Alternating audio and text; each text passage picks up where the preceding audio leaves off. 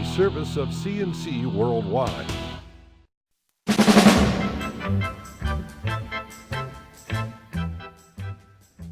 The Daily is a service of CNC News and Jib Jab greetings. I'm Bud Lowell, the full AccuWeather forecast right across the top of all CNC local news pages. The twin explosions at the Boston Marathon had ripples in New York State and Rochester. According to media reports, a Hornell woman running her first Boston Marathon was literally crossing the finish line when the first of the bombs went off. Kirsten Ripple felt the pressure of the blast but was okay. So was her family, which was waiting for her about a block away. There were probably 30 to 40 Rochester area people running in the marathon. Mark Clementi of Penfield was approaching the finish line and saw windows blown out by the second explosion. He was close enough to feel the concussion as well. Both he and his wife Julie, who was watching from nearby, were safe. A Hilton man and his daughter had finished the race and left to meet up with their friends before the explosions. They saw it on the news.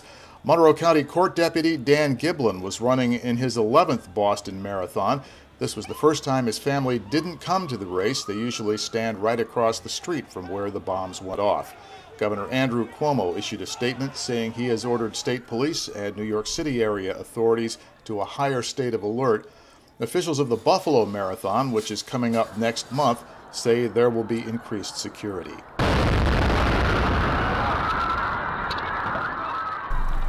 There was last-minute traffic well after the scheduled 9 p.m. closing of the main Rochester post office in Henrietta. People who like to wait until the last moment to file their income tax returns were out engaging their preference. About 94 million taxpayers usually file ahead of time. This year, 90 million filed online.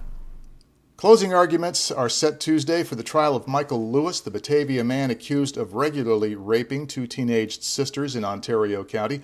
Lewis took the stand in his own defense in Canandaigua Monday, saying he was like a father to both girls. He denied ever having sexual contact with them. Last week, the sisters testified that Lewis forced them into having sex several times a week, starting when they were 12 and 14. They said Lewis threatened to kill them if they didn't keep quiet. The defense contends the girls made up the accusations. A Monroe County grand jury will get the case of teacher's aide accused of having a sexual relationship with a middle schooler. Irondequoit police have charged 46-year-old Jennifer Kennard with rape and a criminal sexual act. According to the complaint, the student was not under Kennard's supervision, but they became acquainted and had sexual contacts a dozen times in the basement of her home between June of 2010 and February of this year. Kennard has been working at the East Irondequoit Middle School since 2009. She is currently on administrative leave. A former Monroe County jail deputy pleaded guilty to having sexual contact with female inmates just before he was due to go on trial Monday. Robert Wilson pleaded guilty to a 21-count indictment. By doing so, he admitted having a sexual relationship with a 22-year-old inmate and touching 6 other women in a sexual fashion. The 41-year-old former deputy will serve 6 months in jail and be under 10 years of supervision post-release. He'll also have to register as a sex offender. He resigned from the Sheriff's Department in September. A pair of signs were unveiled Monday on Lake Road in Webster, honoring the 2 West Webster firefighters who were killed there in the Christmas Eve ambush. The signs were put up by the Badge of Honor Association, a nonprofit group that honors first responders killed in western New York in the line of duty. They marked the spot where Lieutenant Mike Ciparini and firefighter Tomasz Kachovka were killed when a gunman opened fire as they pulled up to his burning house.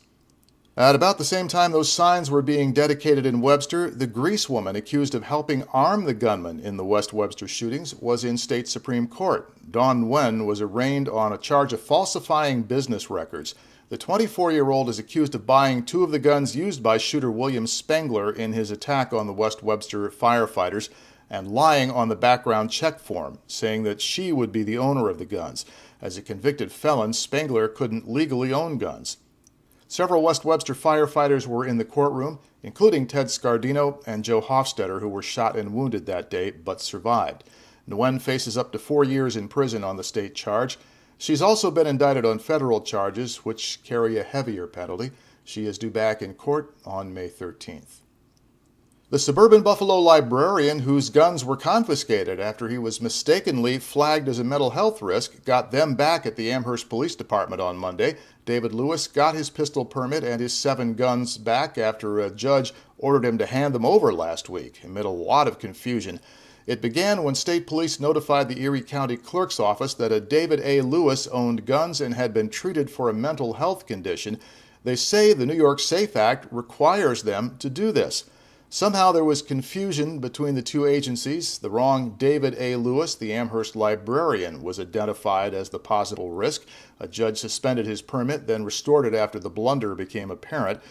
Lewis's attorney, James Tresman, says he doesn't buy the story that a mental health professional flagged the other David A. Lewis under the law. He believes the state is examining people's medical records. State police deny this.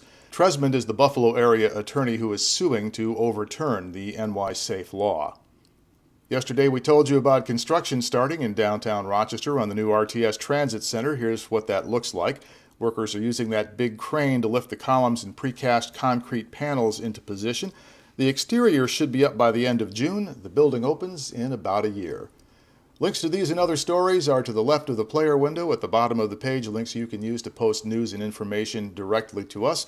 Share what you know or that great cell phone video you've captured. And the next news is as it happens. Updates are as necessary. I'm Bud Lowell, CNC News.